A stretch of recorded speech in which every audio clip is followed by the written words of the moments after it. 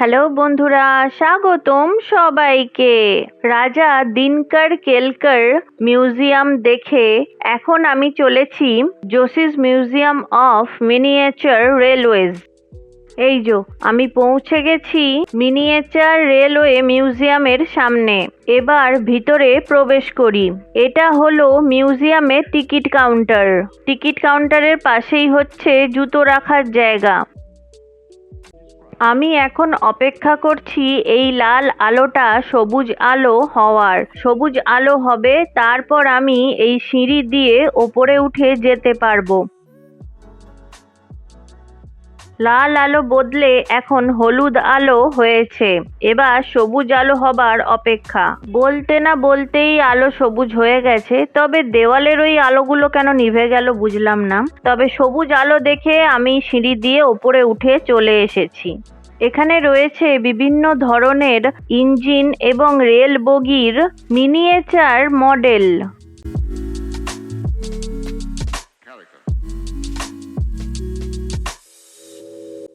এই দরজাটা দিয়ে ঢুকে এসে প্রথমেই আমার চোখে পড়েছে এই মিনিয়েচার শহরটা। এটা দেখেই আমার মনে পড়লো লোনাভালাতেও ঠিক এই রকমই একটা মিনিয়েচার শহর রয়েছে, মানে মিনিয়েচার শহরের মিউজিয়াম রয়েছে। তবে সেটার তুলনায় এটা বেশ অনেকটাই ছোট। এই মিনিয়েচার মডেল মিউজিয়ামটির সূচনা করেছিলেন বি.এস. যোশী, যিনি ভাও সাহেব যোশী নামে অধিক পরিচিত। শৈশবকাল থেকেই তার শখ ছিল মিনিয়েচার মডেল সংগ্রহ এবং তৈরি করা। তাই 1960-এর দশক থেকেই তিনি মিনিয়েচার নিয়ে কাজ শুরু করেছিলেন। তাঁর প্রাথমিক কাজগুলি ভ্রাম্যমাণভাবে প্রদর্শিত হয়েছিল। পরে 1991 সালে তৈরি করা হয় এই ছোট্ট মিউজিয়ামটি। 1998 সালের 1 এপ্রিল এই মিনিয়েচার মিউজিয়ামটি জনসাধারণের জন্য উন্মুক্ত করা হয়েছিল। এই মিনিয়েচার শহরের ছোট্ট মডেলটির মধ্যে যে সকল ট্রেন ও গাড়িগুলি চলাচল করছে সেগুলিকে কিছুটা ম্যানুয়ালিভাবে এবং কিছুটা কম্পিউটারের মাধ্যমে নিয়ন্ত্রণ করা হয়। বর্তমানে এই মিনিয়েচার মিউজিয়ামটির মালিক হলেন ভাও সাহেবের পুত্র ডক্টর রবি যোশী। ডক্টর রবি যোশীর মতে এই মিউজিয়ামের উদ্দেশ্য হল জনসাধারণের কাছে ট্রেন সম্পর্কিত নানা প্রাথমিক ধারণা পৌঁছে দেওয়া। এই মিনিয়েচার মিউজিয়ামটিতে প্রবেশের মাথাপিছু মূল্য হল 90 টাকা এবং 3 বছরের শিশুদের জন্য কোনো টিকিট লাগে না। टॉल नाम के गांव में ऐसी मोनोरेल 1901 से चल रही है।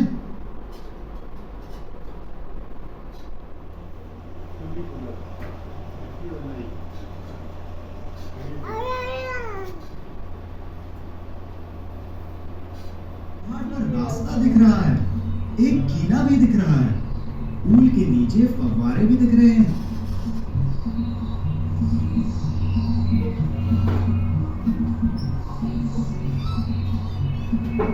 उस नए पुल को रंग दिया जा रहा है। पहाड़ पर गिरियारोहक अपना अभ्यास कर रहे हैं। कहीं कहीं मधुमक्खियों के घर भी दिख रहे हैं। वहां कोई मूर्तिकार मूर्ति बना रहा है। उसके पीछे सैनिकों का अभ्यास चल रहा है। उसके पीछे एक बड़ा तालाब दिख रहा है। तालाब में बत्तख तैर रहे हैं। सब कुछ कितना सुंदर दिख रहा है ना? सब कितना सुहाना दिख रहा है।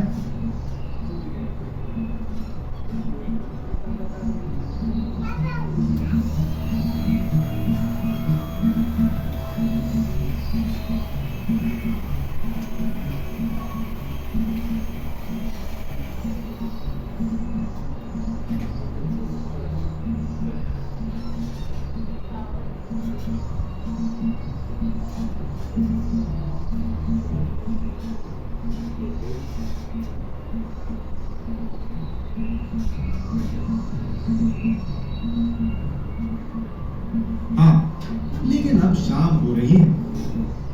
शहर में लाइट्स लगने लगे हैं। ये लाइट्स दूर से टिमटिमाते तारे जैसे दिखते हैं, नहीं? बोरघाट से खोपोली शाम को जैसे दिखता है, वैसे ही हमारा ये शहर दिखता है।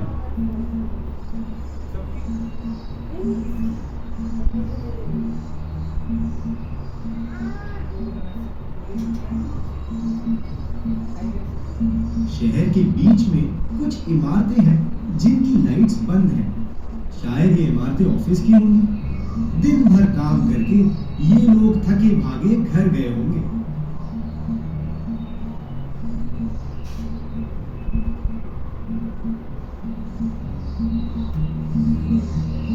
लेकिन सुबह हो या शाम, रेलवे का काम तो निरंतर चलता रहता है। अब अपने रेलवे स्टेशन से विश्व की तीसरी नंबर की तेज गाड़ी छूटी है। वो कौन सी? जर्मनी की ICE रेल। हवा को काट के तेज जाने के लिए इसका नाक भी नुकीला बनाया गया। মিউজিয়াম থেকে বেরিয়ে আমার হেব্বি খিদে লেগেছে। খাবার দোকান খুঁজতে খুঁজতে এই ক্যাফেটার দেখা পেলাম। মিনিয়েচার মিউজিয়াম থেকে এই ক্যাফেটার দূরত্ব বেশি নয়। আমি 1 প্লেট চিকেন মোমো আর একটা কোল্ড কফি অর্ডার করেছি। এই যো এসে গেছে আমার অর্ডার করা খাবার এবং পানীয়। খেয়ে ফেলি, প্রচণ্ড খিদে পেয়েছে। খাওয়া শেষ করে আমি আবার অটোতে চেপে পড়েছি। এখন যাচ্ছি লালমহল।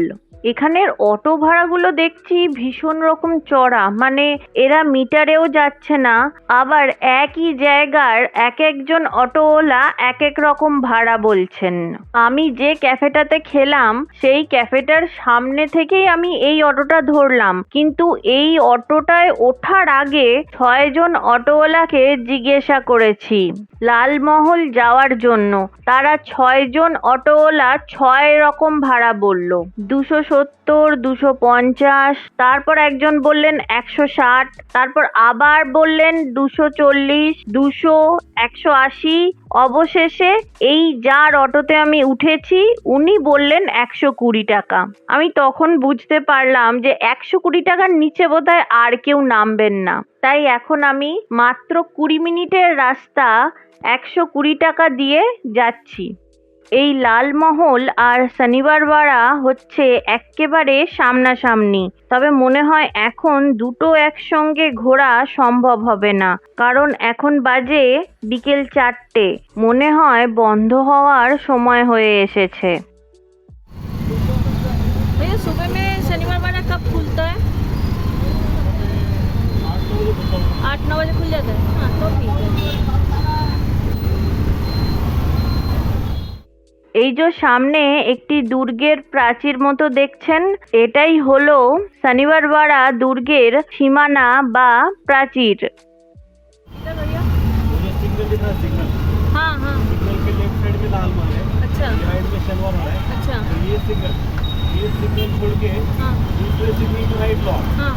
दूसरे सिग्नल पे राइट लोगे तो पूरा मार्केट रहेगा। अच्छा पूरा मार्केट आ जाएगा। 1 किलोमीटर। तो ये अच्छा। पास में ज़्यादा दूर नहीं है, आप पैदल जाओ तो निकल जाएगा। हाँ तो ठीक है, पैदल चलो। बस इसके आगे दूसरा सिग्नल, मतलब दूसरा सिग्नल वाला। हाँ इसके आगे जाओगे, इस सिग्नल के आगे पहला सिग्नल आएगा, उसके बाद वो मंदिर आएगा, हाँ, हाँ। गणपति मंदिर। हाँ। तो गणपति मंदिर के आगे ना एक लक्ष्मी बड़ा है। অটো থেকে নেমে লালমহলের প্রবেশপথ আর শনিবার বাড়ার প্রাচীর দেখে মনে হলো কাল সকালে অভিষেকের সাথে এই দুটো জায়গা ঘুরে তারপর আমরা মুম্বাই ফিরবো। অটোওয়ালা বললেন কাছেই রয়েছে শ্রীমন্ত দগদুসেঠ হালওয়াই গণপতি মন্দির। আমি তাই হাঁটতে হাঁটতে মন্দিরের সামনে চলে এসেছি। মন্দিরের সামনে এসে গেছি যখন, তাহলে পুজোও দিয়ে আসি। এই মন্দিরের ভিতরে ছবি এবং ভিডিও তোলা সম্পূর্ণভাবে নিষিদ্ধ। গণপতি বাপ্পার যে ছবিটি দেখছেন এই মূর্তি রয়েছে মন্দিরের ভিতরে, তবে আমি এই ছবিটি ইন্টারনেট থেকে নিয়েছি। পুজো দিয়ে যেই মন্দির থেকে বেরিয়েছি দেখি বৃষ্টি শুরু। ভেবেছিলাম এখানের মার্কেটটা বেশ ভালো আছে, একটু ঘুরবো, তারপর কোনো মলে চলে যাব, কিন্তু এই বৃষ্টির মধ্যে ঘোরা তো সম্ভব নয়। তাই অটোতে চেপে একটি শপিং মলের উদ্দেশ্যেই রওনা দিয়েছি। এই রে, মনে হচ্ছে বৃষ্টিটা আরো ঝেঁপে আসছে। আমি যাচ্ছি দ্য প্যাভিলিয়ন মলে। এখান থেকে এখনো ৮ ঘন্টা মতো সময় দেখাচ্ছে। যা বৃষ্টি পড়ছে মনে হচ্ছে ৮ ঘন্টার থেকে একটু বেশিই লাগবে।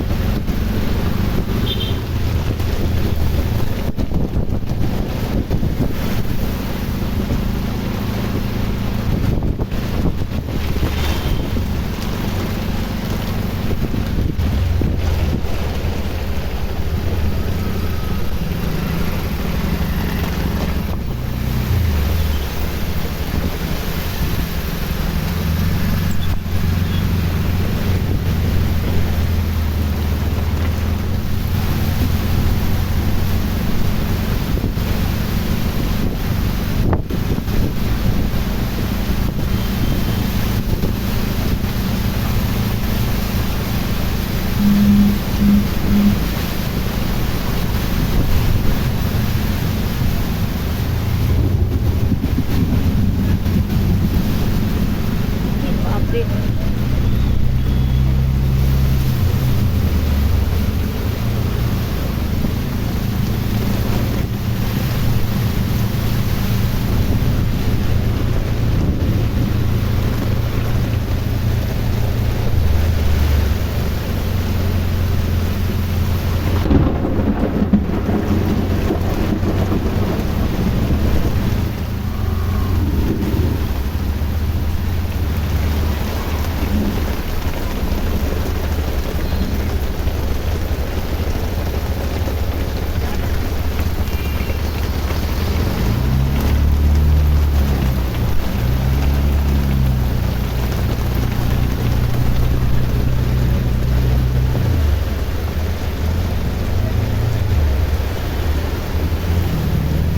भैया कितना पानी है।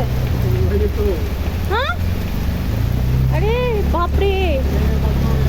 हाँ ये गाड़ी डूब गया है। ये गाड़ी का पहिया दिख ही नहीं रहा है। ये रास्ता बहुत नीचा है क्या। अरे बाप रे, ये तो पूरा एकदम नदी बन गया है।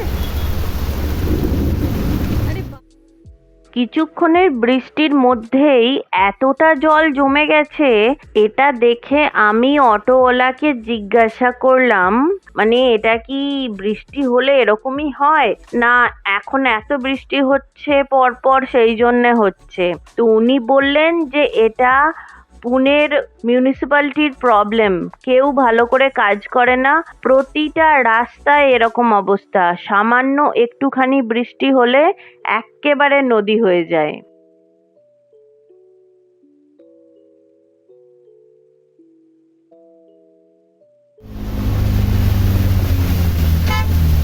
ए भैया देख के। अरे यार, ये भाई ये क्या है, चला रहे हैं सब। ये आया पैविलियन मॉल। आ गया भैया ये। हाँ अरे बाप रे, उधर से। अरे उधर से देखो, बाय कर लो भैया, बाय कर लो। অবশেষে এই বৃষ্টি বাদলার মধ্যে আমি এই মলে এসে পৌঁছাতে পেরেছি। সত্যি কথা, যিনি অটো চালাচ্ছিলেন তার হাত একেবারে সিদ্ধহস্ত। বাবারে, এই বৃষ্টির মধ্যে আপনারা তো দেখলেন অটোওয়ালা কিভাবে অটো চালিয়ে ঠিকঠাক জায়গাতে এসে উনি পৌঁছে দিয়েছেন। আমার ছোটখাটো একটা অ্যাডভেঞ্চার হয়ে গেল আর কি। এখন বাজে সন্ধ্যা 6:30 মতো। আমি এক্ষুনি অভিষেককে ফোন করেছিলাম যে আমি প্যাভিলিয়ন মলে এসেছি, তোমার মিটিং শেষ হলে তুমি এই মলটায় চলে এসো, আমি তোমায় লোকেশন পাঠিয়ে দিচ্ছি। তো অভিষেক বলল যে দাঁড়াও, এখনো আমাদের মিটিং শেষ হয়নি, কতক্ষণ লাগবে এখনো জানি না। তখন আমি বললাম, আর বাপরে বলো না, কি বৃষ্টি, আমি যে কি বৃষ্টির মধ্যে এলাম। তখন অভিষেক বলল, হ্যাঁ 2-1 বার বাজের শব্দ পেয়েছি বটে। এই এত অ্যাডভেঞ্চারের পর আমার হেব্বি খিদে লেগেছে। আমি ওই নিচেতে গিয়ে আবার এই আইসক্রিমটা নিয়ে এলাম। এখন বসে বসে এটাকেই খাই, বেশি কিছু খাবো না, কারণ অভিষেক আসুক, তারপর একেবারে এখানেই ডিনার সেরে তারপর হোটেলে ফিরবো। 7:30 বাজতে চললো, মানে 7:28 বাজে, এখনো অভিষেকদের মিটিং নাকি শেষ হয়নি। উফ বাবা, এদের কতক্ষণ লাগবে কে জানে। দেখি আর কতক্ষণ অপেক্ষা করতে হয়। আমার তো কোনো কাজ নেই, আমি চুপচাপ বসেই আছি। মাথায় কোনো গল্পের আইডিয়াও আসছে না যে টাইপ করব। দূর, এবার বোর লাগছে। 8:07 বাজে, এতক্ষণে অভিষেকদের মিটিং শেষ হয়েছে। এরপর ওই অফিস থেকে বেরিয়ে ওলা উবের কিছু একটা করবে, যেটা পাবে। ওই অফিসটা আবার ঠিক পুনে শহরের মধ্যেও না, পুনে শহর যেখান থেকে শুরু হচ্ছে, বা পুনের শহরতলি বলা যেতে পারে, সেরকম জায়গাতে। দেখি কতক্ষণ লাগে আবার সেখান থেকে এখান অব্দি আসতে। আমারই তো লেগে গেল প্রায় 40 মিনিটের ওপর। এই সময়তে নাকি পুনের রাস্তাতে হেব্বি জ্যাম লাগে, ওর আবার কতক্ষণ লাগবে কে জানে। প্রায় 1.5 ঘন্টা মতো সময় হয়ে গেছে। এতক্ষণে অভিষেক এসে পৌঁছেছে মলে। নিচের ফ্লোরেই তো আছে বললো। আমি ওপর থেকে নেমে এলাম, চারিদিকে খুঁজছি, কিন্তু এই গাড়িগুলোর এইখানেই ওকে আসতে বললাম, ও একটু খুঁজে আসছে মনে হয়। আমি তো 1-2 বার পাক খেয়েছি, মোটামুটি আমি মলটা চিনে গেছি। অভিষেক এতক্ষণে ঢুকেছে, বোধহয় খুঁজে পাচ্ছে না। আমরা দুজনেই দুজনকে খুঁজছি।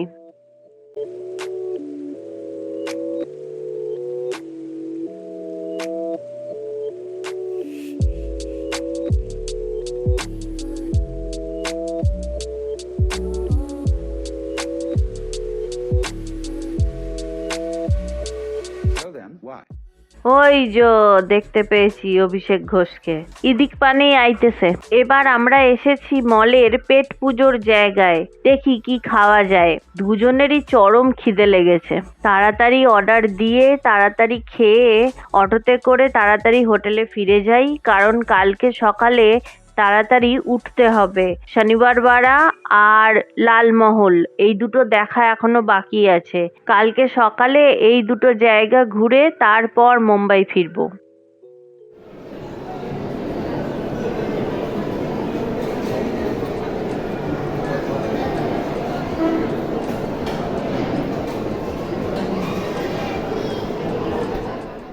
আমাদের অর্ডার দেওয়া হয়ে গেছে। আমরা এখন বসে অপেক্ষা করছি কখন খাবার তৈরি হবে, আমাদের খাবার নিতে যাওয়ার ডাক পড়বে। প্রচন্ড খিদে পেয়েছে, প্রচন্ড। বাবারে, পেটের মধ্যে পুরো অ্যানিম্যাল প্ল্যানেট দৌড়াচ্ছে।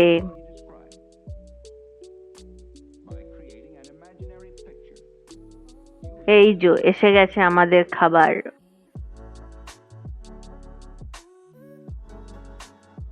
ডিনার শেষ। এবার আমরা চেপে পড়েছি অটোতে, ফিরছি হোটেলে। এই ভিডিওটা এখানেই শেষ করছি। দেখা হচ্ছে পরের ভিডিওতে খুব তাড়াতাড়ি। সকলকে জানাই শুভ রাত্রি।